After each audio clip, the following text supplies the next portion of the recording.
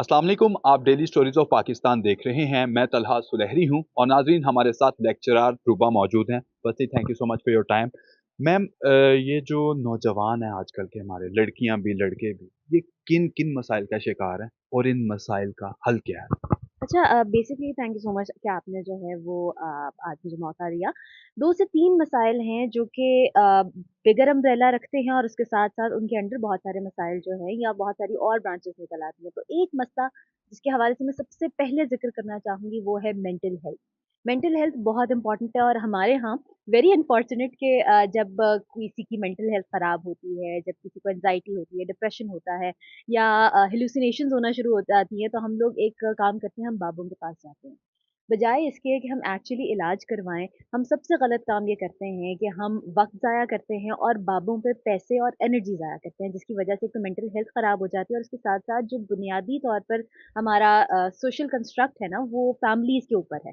तो फैमिलीज़ भी ख़राब होना शुरू हो जाती हैं। अब आप देखिए डिवोर्स रेट्स भी बढ़ रहे हैं, उसके साथ-साथ और दीगर बहुत सारे मसाइल बढ़ रहे हैं, जिसका मैं आगे जाके ज़िक्र करूँगी। तो एक प्रॉब्लम जो सबसे ज़्यादा है, वो ये कि सोशल प्रेशर बहुत ज़्यादा है और उसके साथ-साथ मेंटल हेल्थ इश्यूज़ बहुत ज़्यादा है। तो 2 चीज़ें आप यहाँ कर सकते हैं। सबसे इम्पोर्टेंट चीज़ यहाँ ये समझना ज़रूरी है कि आपको प्रॉब्लम क्या है। अगर आपको कोई प्रॉब्लम आपको लग रहा है कि आप बिला वजह डिप्रेस्ड हैं, बिला वजह एंग्ज़ियस हैं, तो आप एक आराम से काम कर सकते हैं, आप किसी साइकोलॉजिस्ट के पास जाएँ। अब साइकोलॉजिस्ट अक्सर औकात हमें पता ही नहीं होता कि कौन है।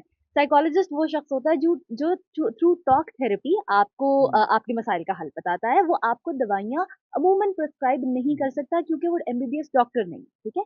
अब साइकियाट्रिस्ट कौन होता है? साइकियाट्रिस्ट हम्म, एक ऐसा शख्स है जिसने एमबीबीएस किया हुआ है और अगर वो चाहे तो आपको दवाइयाँ प्रिस्क्राइब कर सकता है और कभी-कभी ऐसा होता है कि आपकी ब्रेन केमिस्ट्री ऐसी हो जाती है या आपके हार्मोनल इम्बैलेंस इतना ज़्यादा हो जाता है कि आपको दवाइयों की ज़रूरत होती है जिसकी वज़ह से मेंटल हेल्थ इश्यूज़ हो रहे होते हैं। तो साइकोलॉजिस्ट के पास जाएँ, अगर साइकोलॉजिस्ट रेफ़र करता है तो फिर आप साइकियाट्रिस्ट के पास जाओ और कभी-कभी दोनों की हेल्प से आप इस सिचुएशन को ओवरकम कर सकते हैं। बाबों के पास जाने से गुरेज़ करें।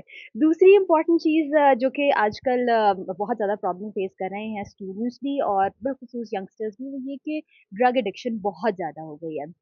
हम लोग इस वक़्त अगर मैम, ये ड्रग एडिक्शन बहुत ज्यादा क्यों हो गई? अच्छा इसकी जो है वो 2 बुनियादी वजूहात हैं। मैं आपको बताती चलूँ कि 103 मिलियन अफ़राद जो है इस वक़्त पाकिस्तान में मौजूद है, जिनमें एक अंदाज़े के मुताबिक जो 63% लोग हैं वो 25 ईयर्स से कम की एज रखते हैं।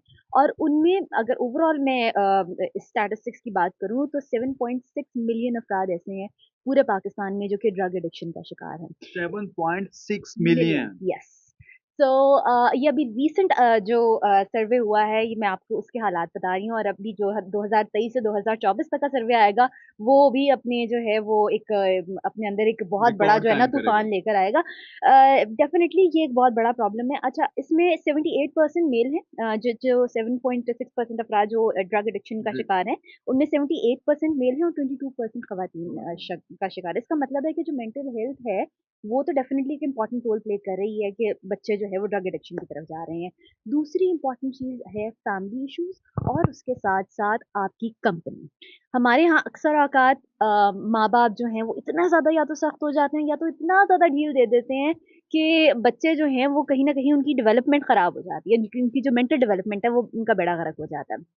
तो थोड़ा-सा जो है ना वो एक मियाना रवि का जो है मुज़ाहरा करना चाहिए और उसके साथ-साथ बैड कंपनी, ये जो दोस्त है अहबाब हैं अक्सर औक़ात हमारे बड़े-बूढ़े कहा करते हैं कि आपका कोई दोस्त नहीं होता।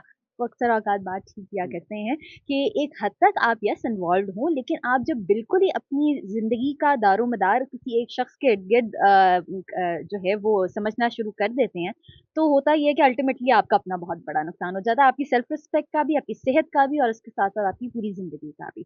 और जो तीसरी और सबसे अहम मसला जो हम सब फेस करते आए हैं and I am pretty sure बहुत सारे लोग कर भी रहे होंगे, वो है बेरोज़गारी। Yes, unemployment. अनएम्प्लॉयमेंट 2022 से 2023 की रिपोर्ट के मुताबिक अभी तक जो है वो अराउंड 5% टू 7% अफ़राद ऐसे हैं जो कि बेरोज़गार हैं। ये एक बहुत बड़ा मसला है, ये बहुत बड़ी तादाद बनती है। अच्छा मुझे ऐसा लगता है कि जब भी कोई इकोनॉमिक क्राइसिस आते हैं ना, तो सिर्फ़ हुकूमतों की ज़िम्मेदारी नहीं होती है कि आप उससे ओवरकम करें। बिलख़ुसूस अनएम्प्लॉयमेंट जैसा मसला ऐसा नहीं है कि सिर्फ़ हुकूमत ने ही उसको टैकल करना है या इकोनॉमिक जो हमारे ग्लिचेज़ हैं वो ठीक होंगे तो ही हम आगे बढ़ेंगे। एक प्रॉब्लम ये भी है ना कि हम लोग अपने आप को ग्रो नहीं करते। हमारे यहाँ हम हाथ पे हाथ रख के बैठ जाते हैं, हम कहते हैं कि अच्छा जी एक स्ट्रीमलाइन ऑफ इनकम है तो बस ये काफ़ी है। 2 से 3 जगह मेहनत करके हाथ-पाँव मार के कमाना हम नहीं समझते, हम मेहनत करना नहीं चाहते और एक चीज़ जो कि यूथ बड़ी इंस्पायर होती है सोशल मीडिया पे बिलियनर्स का लाइफ़स्टाइल देखकर। अब वो हर किसी का होता नहीं है। इनफैक्ट मज़े की बात ये है कि हम लोगों में से कितने लोग ऐसे हैं जिन्होंने बिलियनर्स को एक्चुअली उनके साथ इंटरैक्ट किया है या रियल लाइफ़ एक्सपीरियंस बहुत कम होता है कि कोई इतना वेल ऑफ हो। हाँ, तो बहुत कम लोग होते हैं लेकिन जो बाकी लोग होते हैं वो अपनी ज़िंदगी अच्छे तरीके से गुज़ार सकते हैं अगर हम उनको देखकर अपने अंदर इंफीरियॉरिटी या सुपीरियॉरिटी कॉम्प्लेक्सेस ना पैदा करें। तो ये एक बड़ी इंपॉर्टेंट चीज़ है। अच्छी एजुकेशन और स्किल डेवलपमेंट ये 2 की रोल्स हैं कि जिससे हम ओवरकम कर सकते हैं अनएम्प्लॉयमेंट को। एक तो अगर आपको एक स्किल आता है कोशिश करें कि अपनी उस एक स्किल से आगे 2 से 4 स्किल्स सीखें, ठीक है? दूसरी इम्पोर्टेंट चीज़ आप ये कर सकते हैं कि अच्छी एजुकेशन इवन जो इंस्ट्रक्टर्स हैं, जो यूनिवर्सिटी के टीचर्स हैं या इवन जो स्कूलों और कॉलेजों में टीचर्स पढ़ा रहे हैं, उनकी ज़िम्मेदारी है कि क्वालिटी एजुकेशन दें, बच्चों को अपॉर्च्युनिटी दें, कॉन्फिडेंस दें ताकि वो बेहतर इंडिविजुअल भी बन सकें और उसके साथ-साथ बेहतर रोज़गार के मौके अपने लिए भी और दूसरों के लिए भी पैदा कर सकें। सिर्फ़ नौकरी के पीछे नहीं भागना होता, कुछ ऐसे मौके भी तलाश करने होते हैं या बनाने होते हैं जिससे ना सिर्फ़ आपका खुद का वसीला बने बल्कि उसके साथ-साथ दूसरे लोगों का भी वसीला बने।